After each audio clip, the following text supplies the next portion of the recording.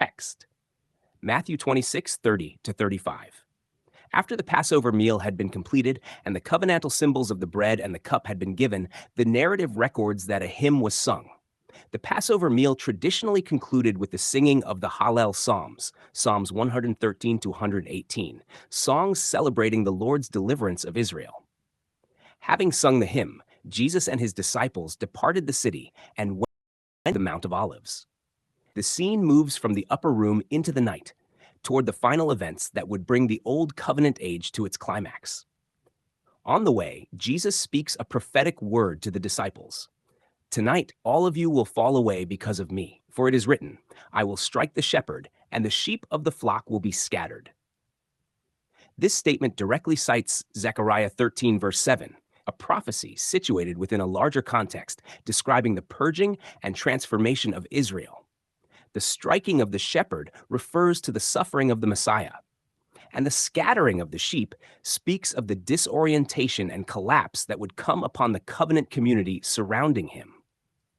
The disciples, who had walked with him and heard his teaching, would nevertheless be shaken by the events that were about to unfold. The scattering of the sheep also reflects a broader covenantal reality.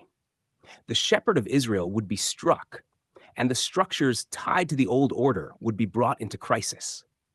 The disciples' immediate abandonment of Jesus foreshadows the wider upheaval that would eventually come upon the nation in that generation.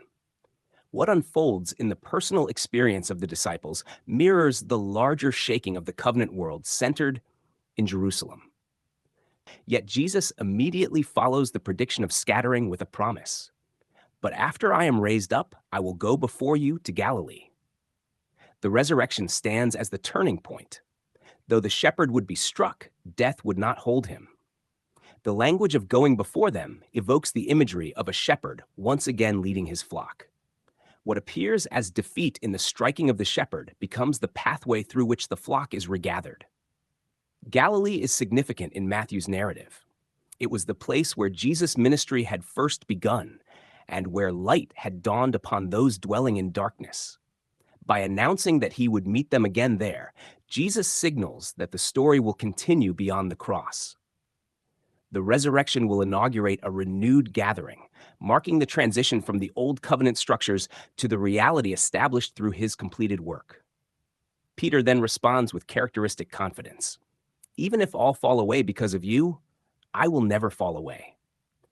Peter's declaration reflects the deep loyalty he felt toward Jesus.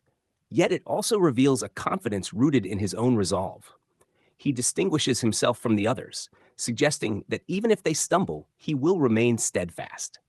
His statement highlights the tension between human determination and the unfolding divine plan that Jesus had already foretold. Jesus answers Peter with solemn clarity. "Truly I tell you, this very night, before the rooster crows, you will deny me 3 times." The prediction is precise. The denial will occur that very night, and it will happen before the rooster's crow signals the coming dawn.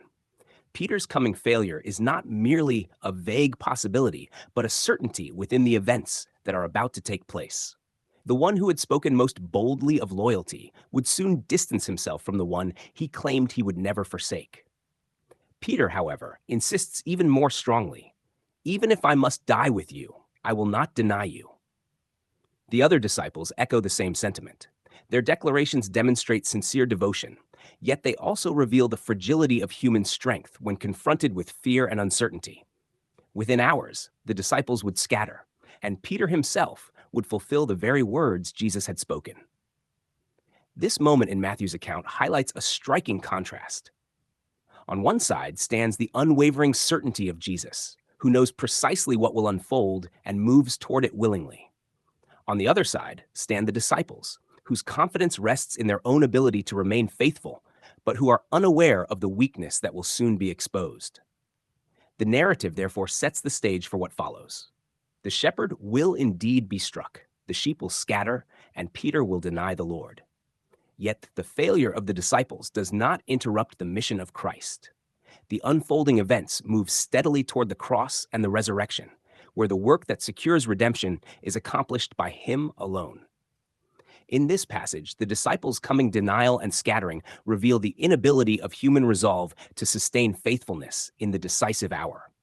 At the same time, Jesus' nice words about his resurrection and his leading them again point forward to the restoration that would come through the completion of his work. Thus, Matthew records both the weakness of the disciples and the certainty of the Messiah's purpose. Even as the night of betrayal approaches, the promise of resurrection and regathering stands firmly in place, anticipating the fulfillment that would soon follow.